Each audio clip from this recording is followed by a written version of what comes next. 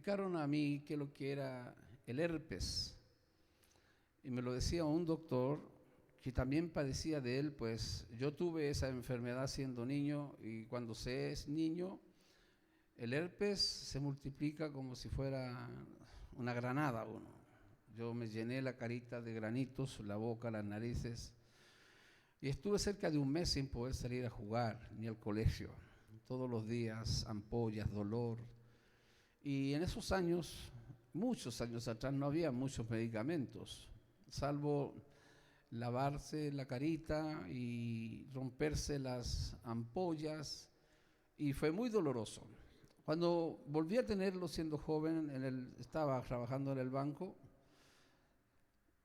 hablé con un médico, pues también tenía algunas estas erupciones que salen alrededor de la boca. Y me dijo, bueno, no es de maravilla, dele gracias a Dios, me dijo, porque a usted le salen en la cara, le revientan hacia afuera.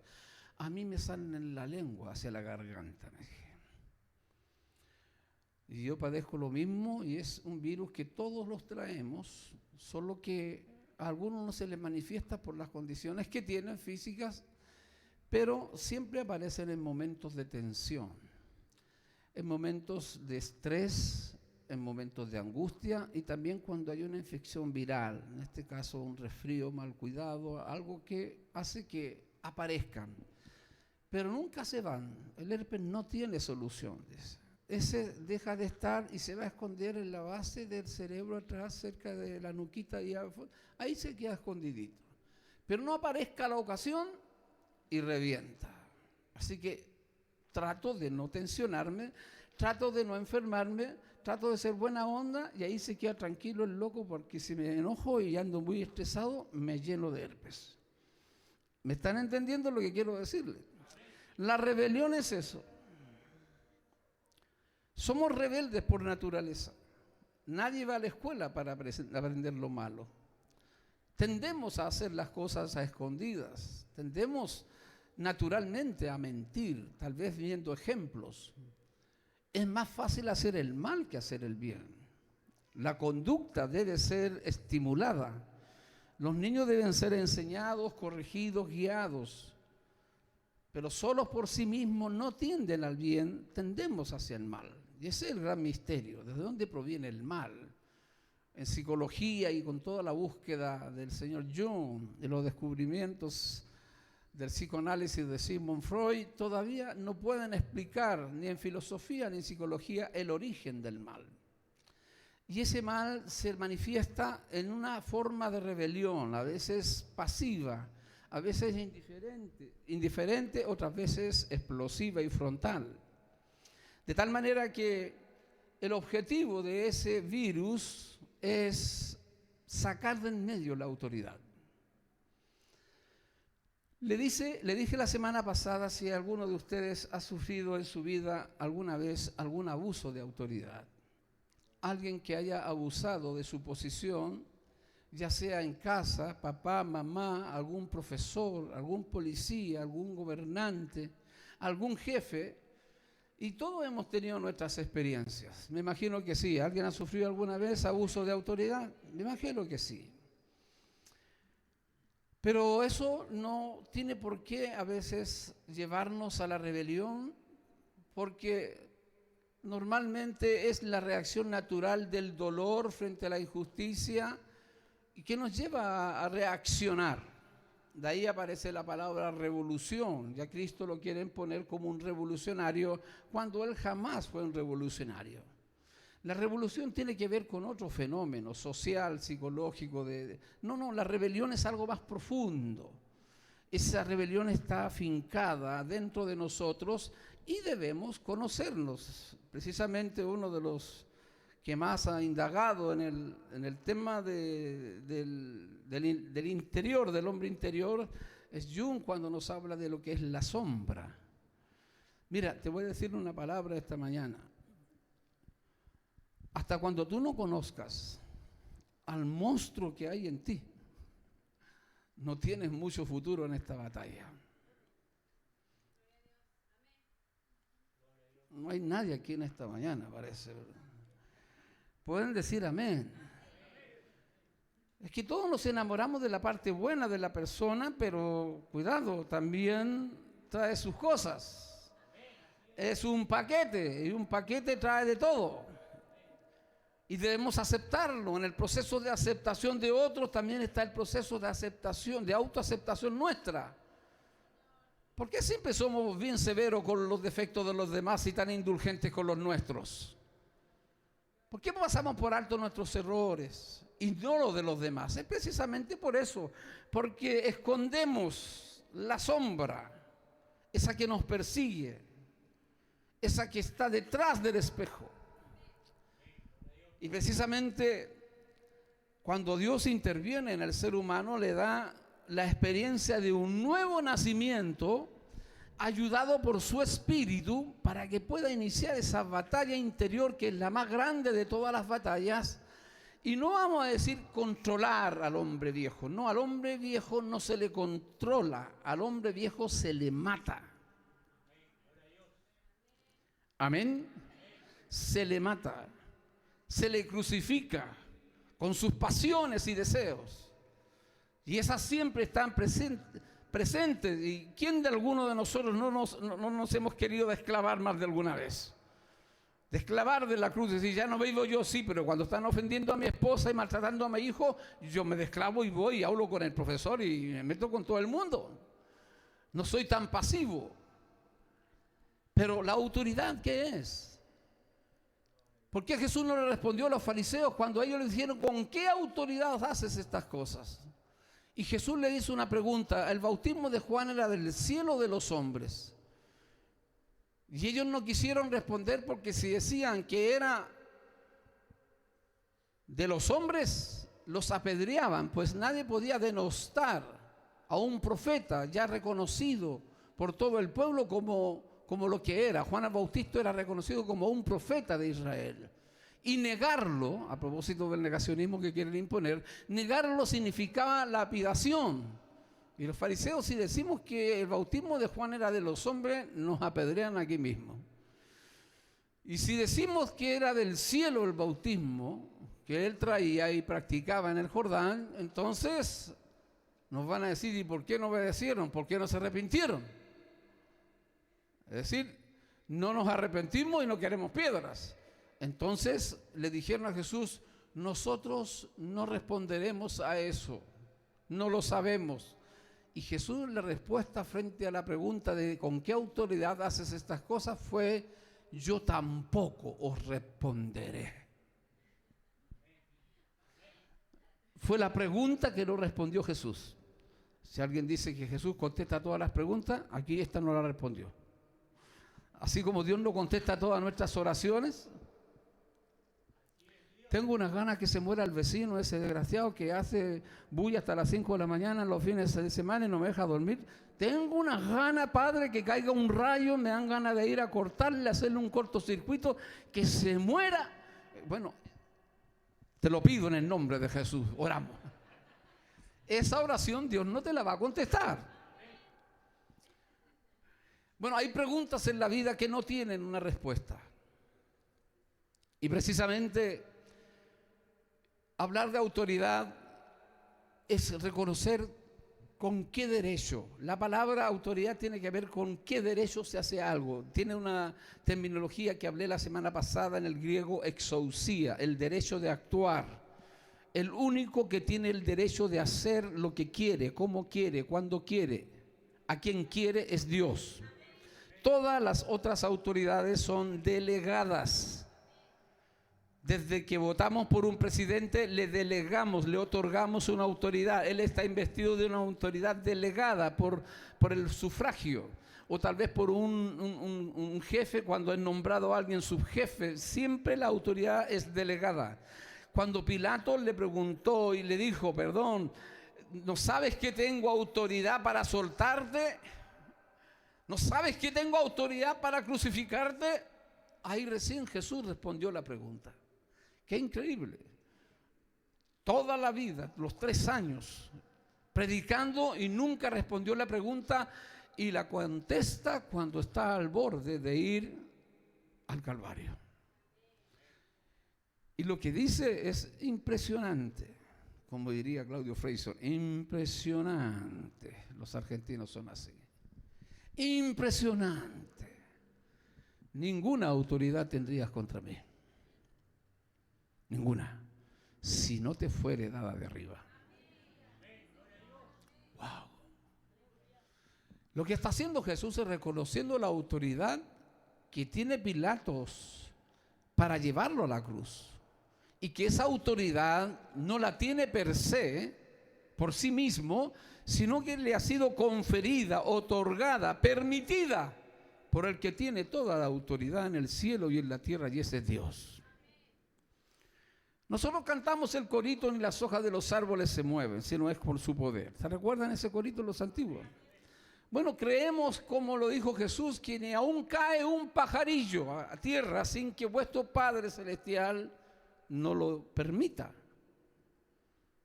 Ni un pajarillo muere sin que Dios no lo sepa. La omnisciencia de Dios contempla la caída hasta de un pajarillo. Entonces yo me pregunto, ¿hasta qué nivel nosotros conocemos algo de Dios para poder entender cómo es que trata con nosotros, para que aprendamos a reconocer la verdadera autoridad y soberanía que tiene sobre toda cosa creada? Nosotros creemos un Dios de templos, de iglesias, de religiones, de prácticas. Creemos en un Dios que se va a agradar con un buen acto, con una ofrenda, con un acto de misericordia, altruismo, filantropía. Y son buenas cosas que hay que hacerlas. Dios nos manda a ser misericordiosos, a hacer el bien al prójimo, ayudar al pobre, socorrer al desvalido, visitar al huérfano, a la viuda. Dios nos manda. Es el evangelio en la práctica, la teología práctica que hace la diferencia entre todas las otras teologías. Tenemos toda clase de teología. En el instituto, cuando enseño las diferentes clases de teología, la teología es exegética, la hermenéutica, la teología histórica, la teología, etc. Pero la más importante es la teología práctica. Y no es que seamos pragmáticos, pero ¿cuánto de esa teología nosotros la ponemos por acción, la creemos y la vivimos? En la Biblia no hay teología, existe el Dios de la teología. Hay que encontrar al Dios de la teología, y en esa teología, en ese estudio acerca de Dios, nos queda muy pequeño el concepto de autoridad que Él tiene. Daniel, que estaba bajo un imperio de los más terribles, babilonios, sobrevivió a Nabucodonosor, luego sigue siendo el mismo hombre de gobierno estadista al lado de Ciro el persa.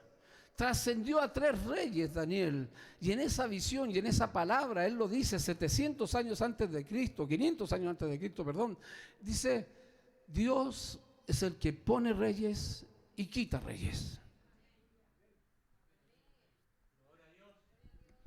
Nos han dicho que los pueblos tienen los líderes que se merecen. Yo no sé si me merezco este presidente. Yo no sé si me merecía el otro. A mí me gustaba el otro.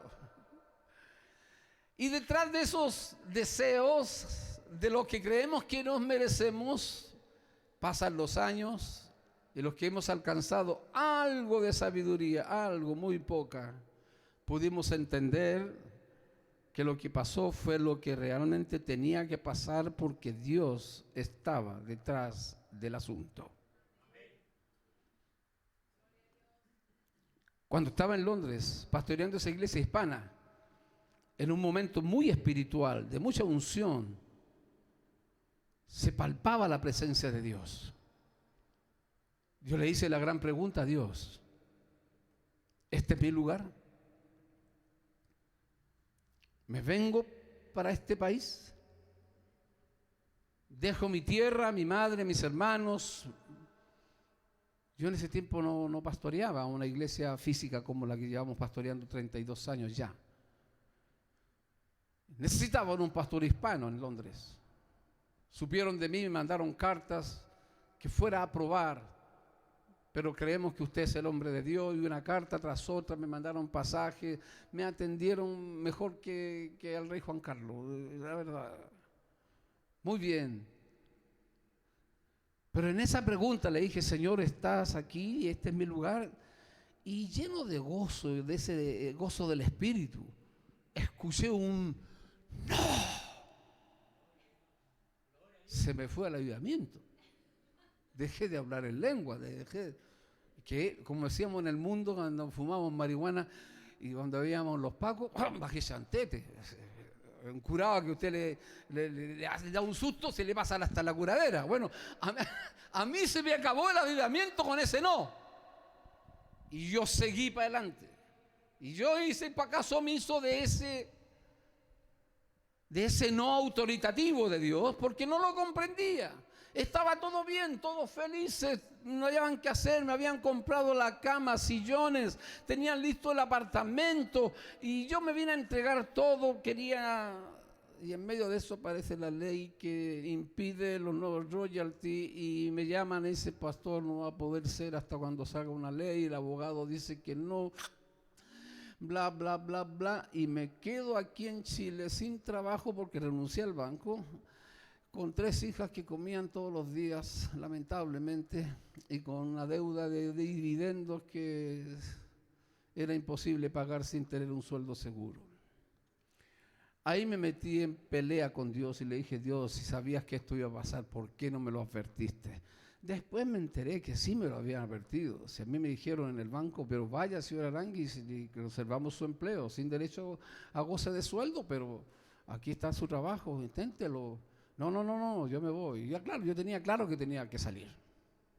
Pero lo que estoy tratando de transmitir es hasta qué punto nuestras decisiones están de acuerdo con la voluntad de Dios, y la voluntad de Dios siempre se impone por la vía de la autoridad.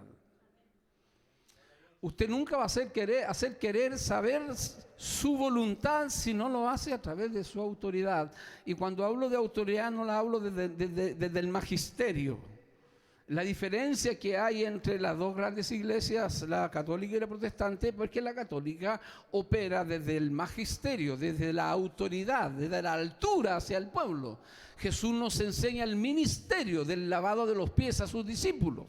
El ministerio es servicio desde abajo. Si alguien piensa que el pastorado, el ministerio es exaltación, es reconocimiento, es diezmos, es cambiar el auto todos los años, esos son negociantes. Usted los va a encontrar en muchas partes. Vendedores de humo que usufructan de una posición. El ministerio es servicio. El ministerio es estar en el suelo humilitis, creyendo que estamos haciéndole la obra a Dios. Yo no le sirvo a usted, sino le sirvo a Dios por medio de usted y en usted. Y en ese nivel de autoridad es donde Cristo no la pierde cuando se saca el manto. Un rabino era reconocido por su manto. Nadie podía andar con un manto encima si no era rabino. Él se lo sacó, se ciñó la toalla y le lavó los pies a sus discípulos, demostrando autoridad de vida.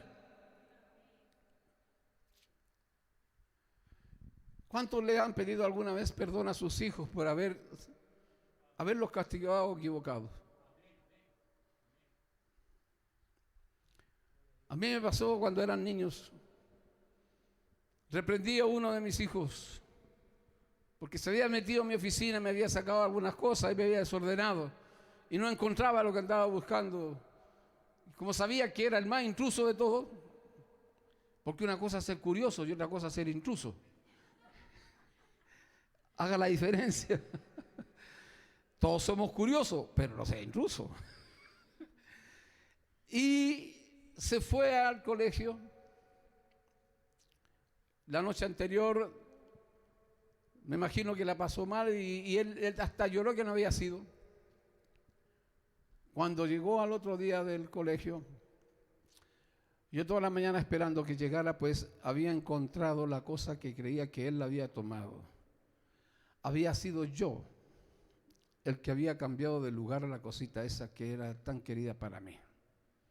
No era la marihuana, por si acaso, ni era la droga, no. Y impaciente, me sentí muy mal toda esa mañana. Me dieron la 1 de la tarde, llegó. ¿Y cuando llega? Llega bajoneado, no quiere saludar. Y me acerqué a él, le dije, hijo, ven acá, ¿sí? Yo no fui, papi. Sí lo sé, hijo. Llorando lo abracé, me bajé al nivel suyo. Porque normalmente los hijos miran hacia arriba al papá. Bueno, yo me arrodillé, me incliné. Encontré la cosa esa y te pido que me perdones. No sé si me puedes perdonar, pero me equivoqué al retarte.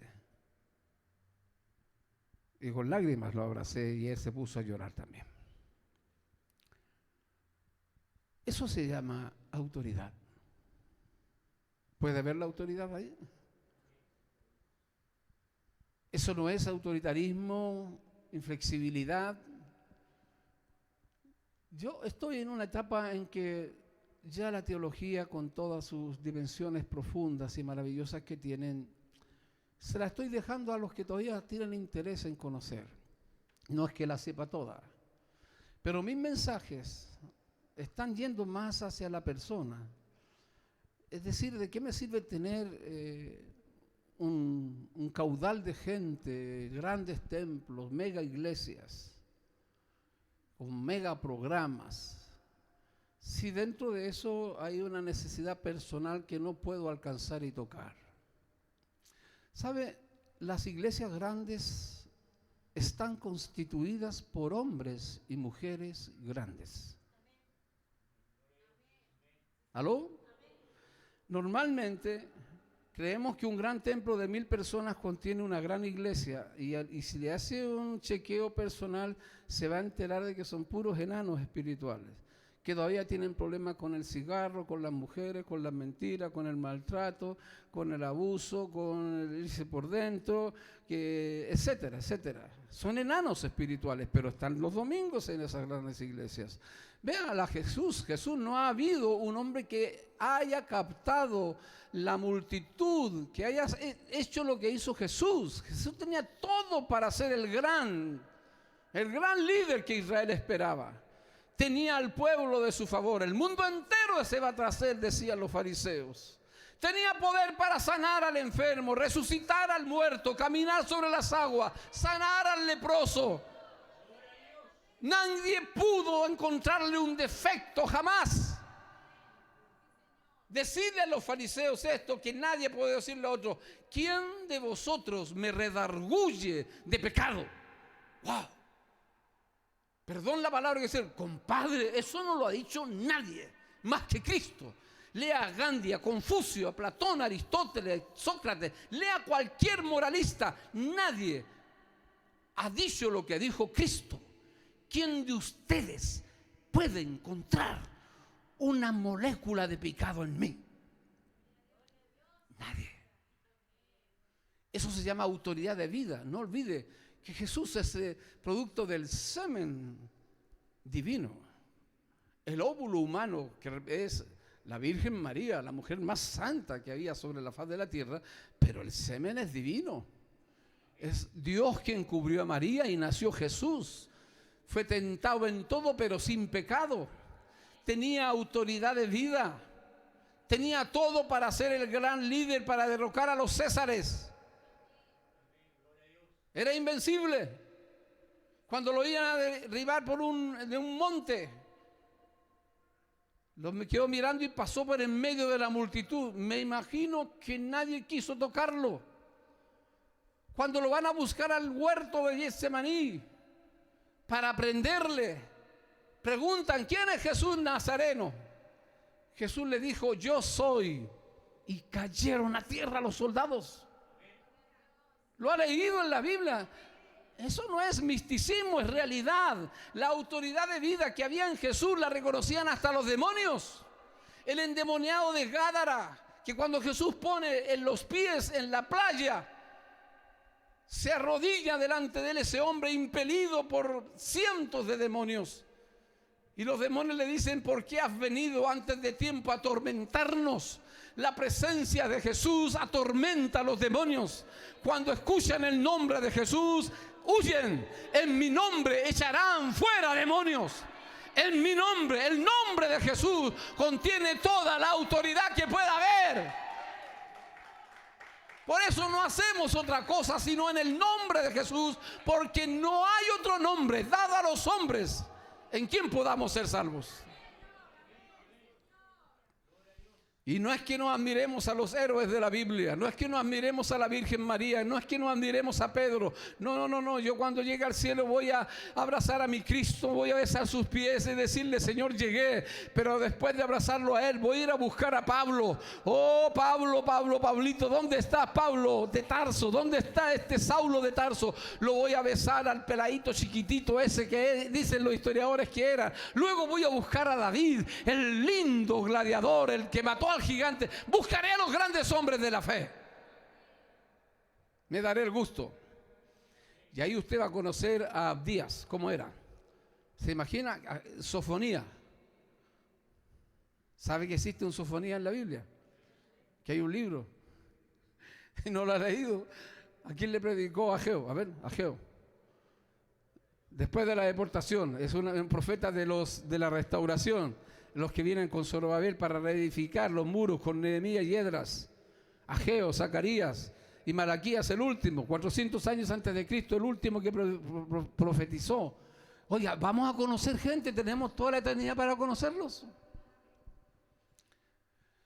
Pero volviendo al tema, en esta mañana yo quiero hablar de la autoridad que Dios nos ha dado. Y esa autoridad parte por alinearse con la autoridad de Dios. No podrá mandar quien no obedece. ¿Me escuchó? No podrá mandar quien no obedece. La autoridad se escribe y se emana a través de leyes. Y conforme al cuerpo legal se establece una autoridad y esa autoridad debe cumplir con las leyes. De ahí que hoy día están de moda las acusaciones constitucionales. Pues la ley establece una cosa y el acto de un ministro o presidente puede ser puesto en tela de juicio y se arma un tribunal. Si hay mérito para seguir adelante, pues la autoridad es la que está siendo puesta en tela de juicio. Pero no vemos en la Biblia jamás un momento en que se nos invite a la rebelión. Hay cosas que vamos a tener que dejárselas a Dios. Amén. Yo me voy a ir de esta tierra sin muchas respuestas. No tengo todas las respuestas a las muchas preguntas que tengo. Pero una cosa sí sé, que Dios es bueno, que Dios es sabio y que Dios es poderoso. Y si me meto con la sabiduría, la omnisciencia de Dios, la omnipresencia de Dios y la omnipotencia de Dios, tengo hasta los 90 años para hablar de cada uno de esos tres atributos. Ni que hablar de la unidad de Dios, de los nombres de Dios, etcétera. No. Cuando yo entiendo esas tres cosas, puedo caminar confiado en la vida. Sé que Dios está en control de todas las cosas. A veces nosotros cosechamos lo que sembramos. Sí, es verdad. El hombre se debe a su trabajo. El que no siembra no espere recibir una cosecha. Y a veces cuando sembramos poco, tampoco esperemos una gran cosecha. Hay una relación entre el recibir y el dar. Para recibir hay que dar primero. Para cosechar hay que sembrar primero.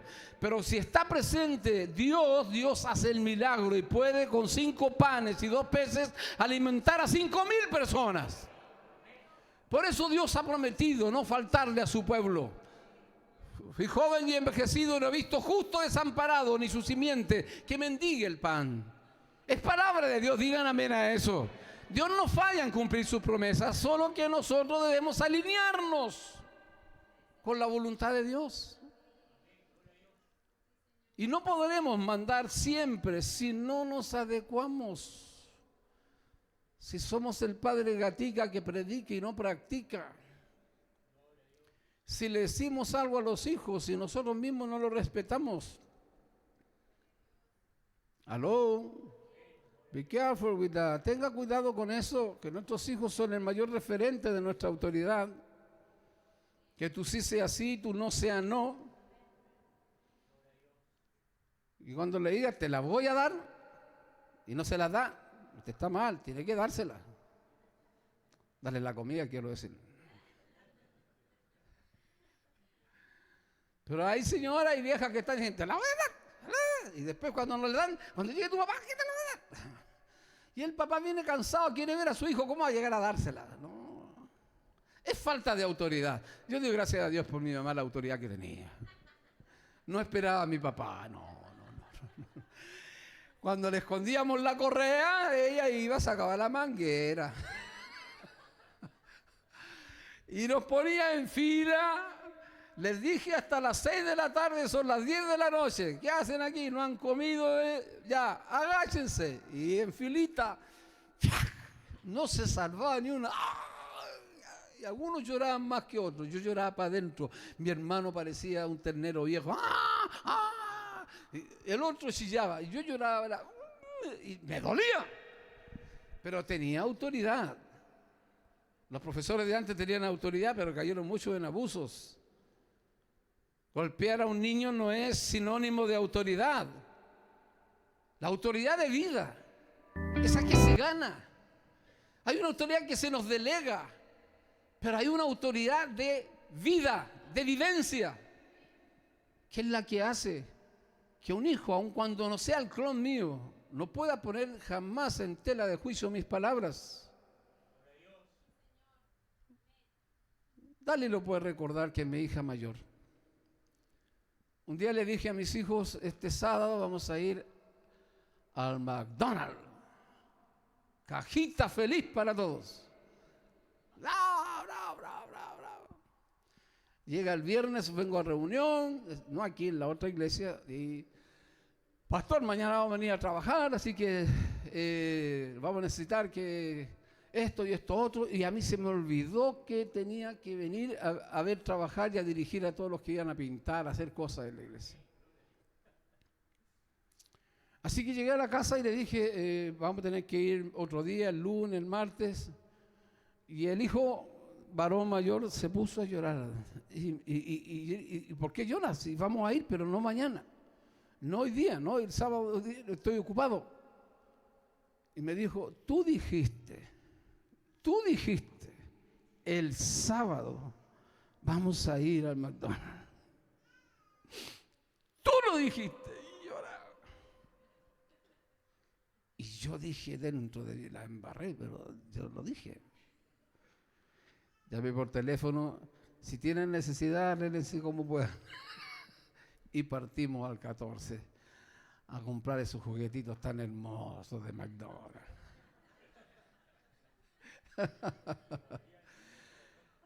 Pero los hijos, mira, yo estoy en el ministerio hace muchos años y no conozco ningún pastor perfecto.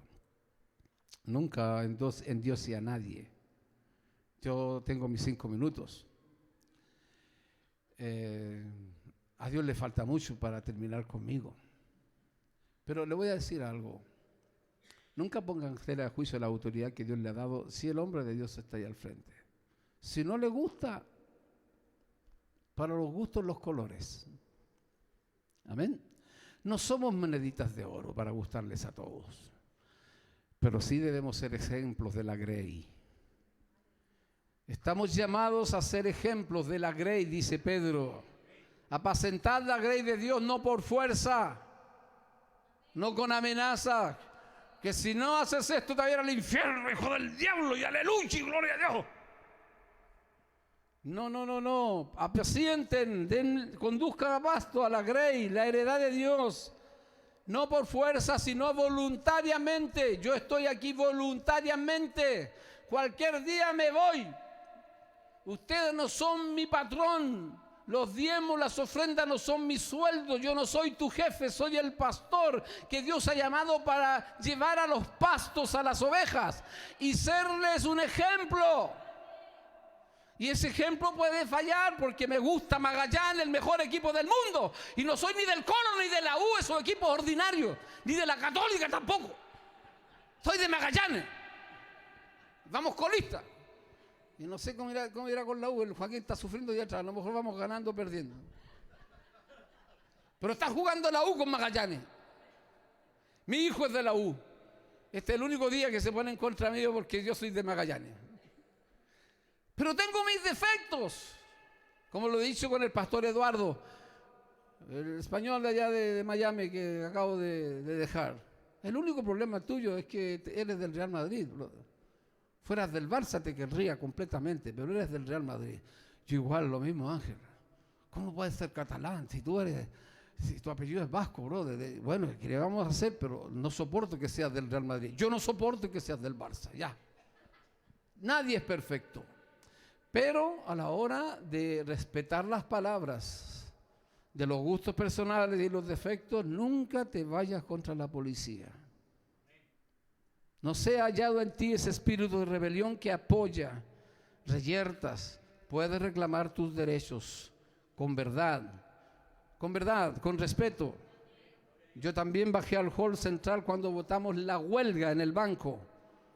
Tampoco estaba de acuerdo con lo que ofrecían y quisimos un pliego de peticiones y los que estaban de acuerdo tenían que firmar. Firmé el acuerdo porque estaba sindicalizado. Algunos eran políticos y todo eso, pero yo fui por mi olla, yo fui por mi casa y bajé al hall en silencio, nadie habló una palabra, solo 5 minutos de silencio y paramos el banco. Paramos todas las sucursales de Arica a Punta Arenas. A las 11 de la mañana, los que quieran seguir en esto, sigan trabajando, los que quieran cambio, bajen a sus respectivos hall o párense al lado del escritorio. Fue tan extraordinario ese movimiento de paz y de decisión que le quebramos la mano a la empresa que no quería soltar nada, que esto aquí conseguimos el IPC trimestral, conseguimos más, todo. Mire, hasta con el bono de conflicto me compré un terno y un par de zapatos, gloria a Dios. Me alcanzó para todo, pero no encabezamos una reyerta.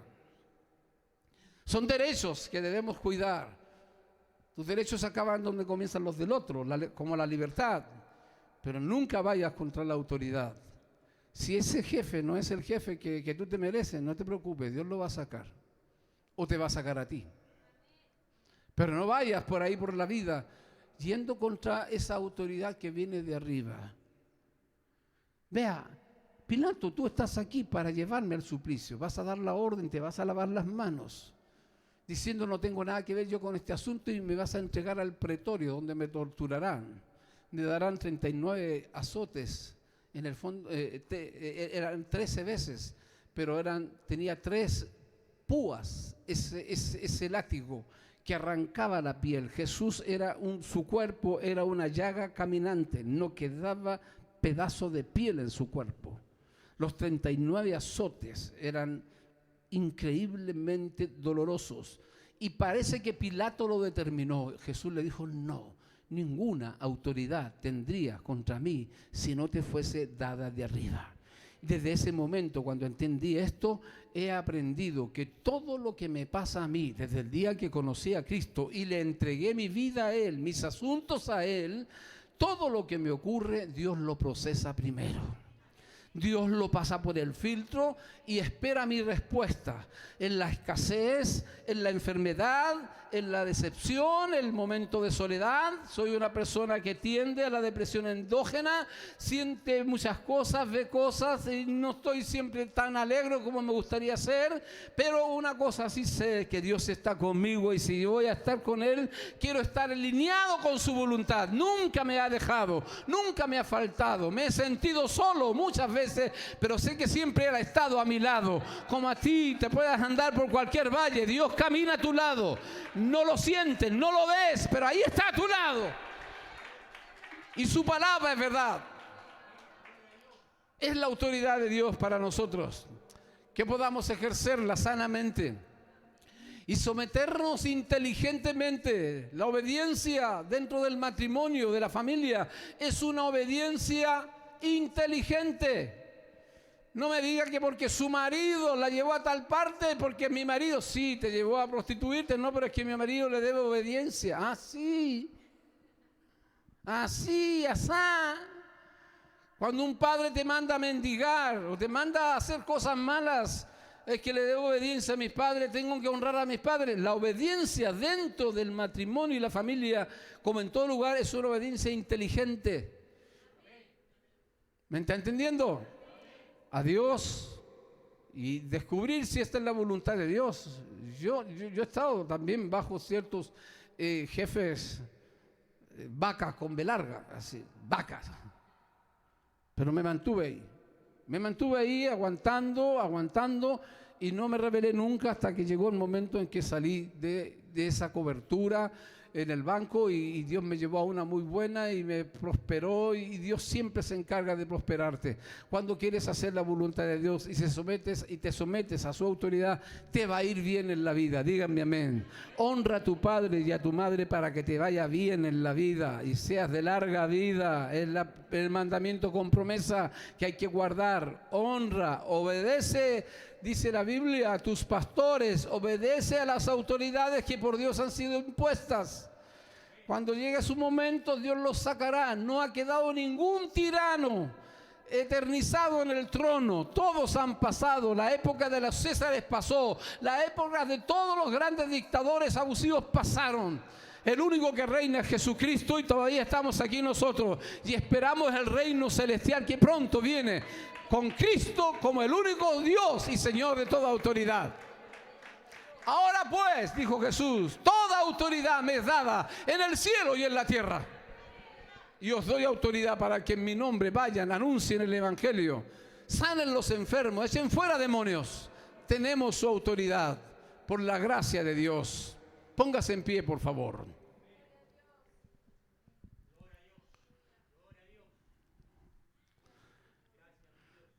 La autoridad que Dios nos da